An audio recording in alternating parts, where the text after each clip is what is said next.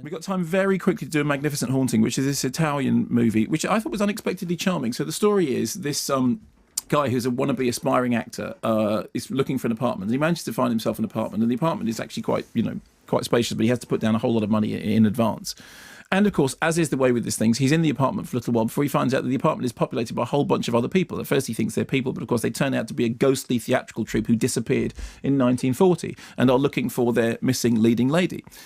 And the nice thing about this is that it's played rather gently. I mean, it's kind of broadly comical with a sort of, melancholic backbone to the story. But it plays the worlds of the living and the dead completely even-handedly. There's this very sort of casual, offhand nature. When the ghostly appearances seem to be very, very matter-of-fact. And there's a great history of really good ghost stories in which the two... Have you ever seen The Amazing Mr. Blunden?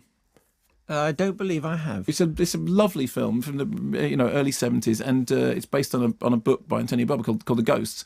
And there's a lovely thing that when the two children from different time periods meet, and they both sort of wondering about which one of them is ghost. And obviously that's the same thing with that sort of happens to some extent with Tom's Midnight Garden as well, about the conversations about you're a ghost, no I'm a ghost, no he's a ghost. And the nice thing about this very odd, quirky, offbeat, I mean it could go very easily off into overly quirky, but it doesn't, is that it has these two worlds coexisting in this flat, and it plays them rather sentimentally. And all the best ghost stories are poignant and sentimental and moving in that way, and I thought it did it rather well. I certainly went into it thinking, right, I have no idea where this is going to go, and I was rather pleased with the way it played out, and thought it handled the dark and the light, the living and the dead, the funny and the slightly melancholic rather well. So it's called A Magnificent Haunting, Magnifica Presenza, apparently.